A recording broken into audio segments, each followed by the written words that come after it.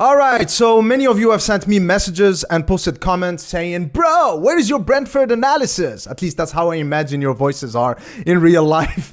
The reason why I didn't post a Brentford analysis is because I do have a full-time job, so sometimes life just gets in the way, but also because there was nothing new to say. Brentford and Brighton were carbon copy of one another.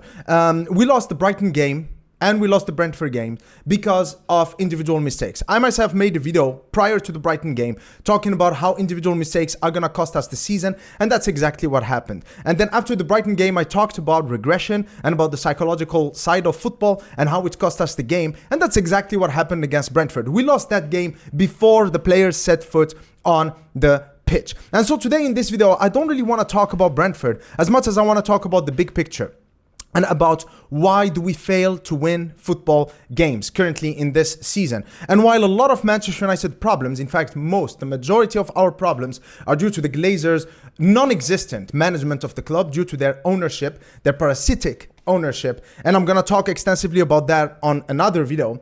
But in this video, I want to talk about the big elephant in the room, which is Erik Ten Hag. Now, don't worry, this is not an Erik Ten Hag out rant. It's not a vote of no confidence in his ability as a manager or as a coach. No, I believe that he's a great manager and he's a very good choice for Manchester United. But it's just that since he took over, he has made a series of peculiar choices that I believe are coming back to haunt him. And so that's what I want to talk about in this video. So first, let's start with Ralf Rangnick. One of Erik Ten Hag's biggest mistakes has been to discard and get rid of Ralf Rangnick. Now, when Rangnick was first appointed at Manchester United, he made the move that was highly overlooked by most people.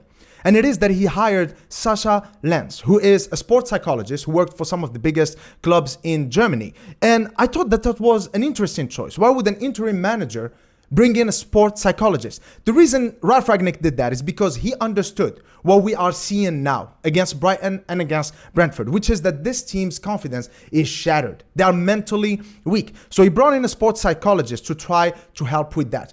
A few months after that, he made his famous open heart surgery analogy where he said that Manchester United needed 10 players in order to be able to compete. The reason why he mentioned 10 players, and the word 10 is quite symbolic, and it's not just some Da Vinci Code shenanigans, but actually what he's saying is that we need a new starting lineup. Why? Because these current players, you cannot build a team, a championship winning team based on these players, not necessarily because of the lack of technical ability, but because mentally there are no winners among these players. They have lost pride in their football. They have lost focus. They have lost all ambition. Interestingly, as I was preparing this video, I looked at the Liverpool lineup from the 2018 final against Real Madrid when there was that wrestling match between Salah and Sergio Ramos. And from that starting lineup, only 2 players remained from the Brendan Rodgers regime: Jordan Henderson and Dejan Lovren. What this shows is that for you to build a successful title-winning team, you cannot build it on the current players. There needs to be a scorched earth approach. Just burn everything, and then from the ashes, a new team of potential champions is going to emerge. And that's what Ralf Rangnick understood. And that's what he was trying to tell us and tell Manchester United.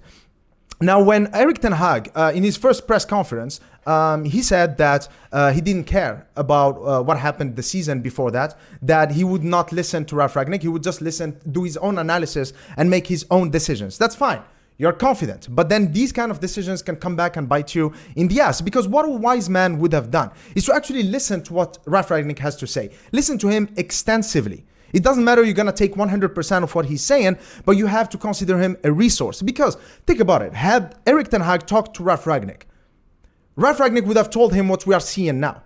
Maybe he could have gone and talked to Sascha Lenz. Maybe he has some notes and logs and records of his conversations with the players. That would help Erik Ten Hag and his staff understand who they are dealing with. Maybe this player responds better to having an arm around his shoulders. Maybe this player responds better when you tell him how shit he is and you challenge him because he loves to prove people wrong. This guy had trauma in his family. Maybe don't talk about it. Or maybe talk about it because he wants to know that his manager cares about him as a human being, right? But Erik Ten Hag didn't have any of this data because he just discredited everything and disregarded everything and discarded everything that Ralf Rangnick had amassed over his 6 months or 7 months at Manchester United, and he just wanted to do his own thing. That is foolish.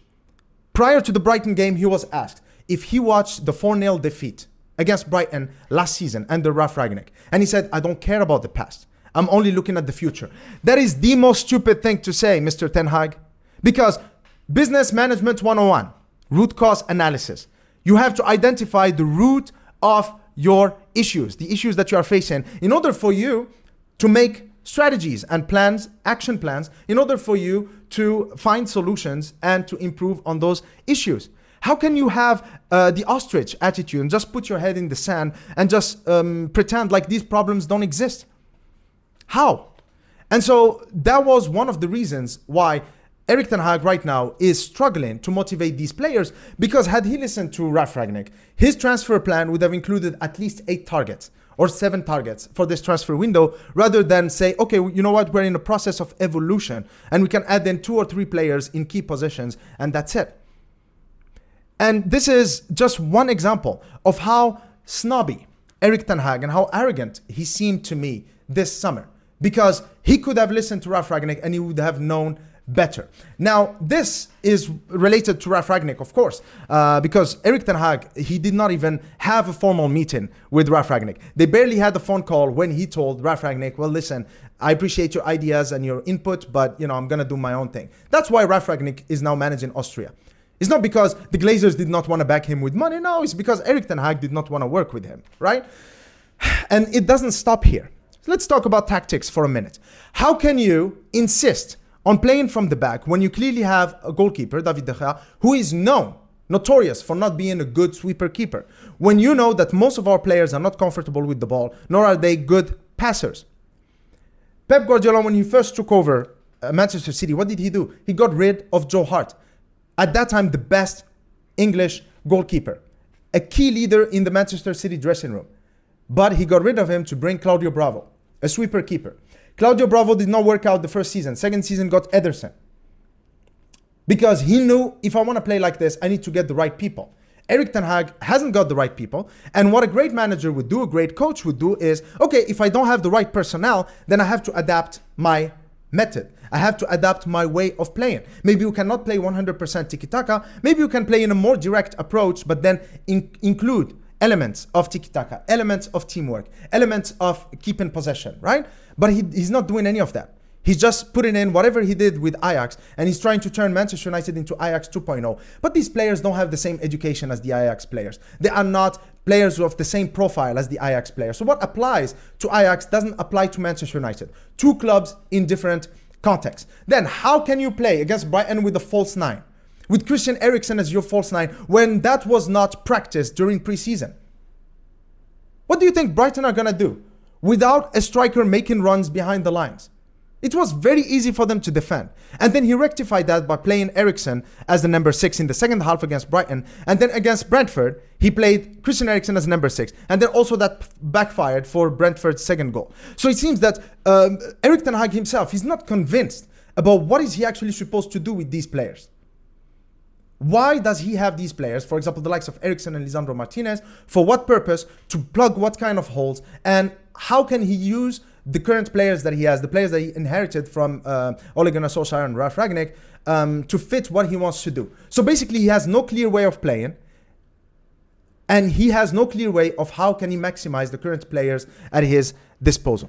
So basically, what I think about Erik Ten Hag is that really he needs to be a little more humble. He needs to understand that the Premier League is the toughest league in the world, where every team is competitive. Currently, I have no idea where our next goal is coming from, never mind our next win. And God, I hope that we are not going to get trashed against Liverpool. You know, I play Fantasy Premier League, right? And I've captained Salah against us because I think he's probably going to score a hat-trick. That's how bad we are, and that's how sad it is to be a Manchester United fan right now. So I think that Erik Ten Hag, it's early to judge him right now, but he needs to eat some humble pie. He needs to stop being snobby, to respect the Premier League, to respect the size and the enormity of the challenge that he's facing as a Manchester United manager, and just go back to basics.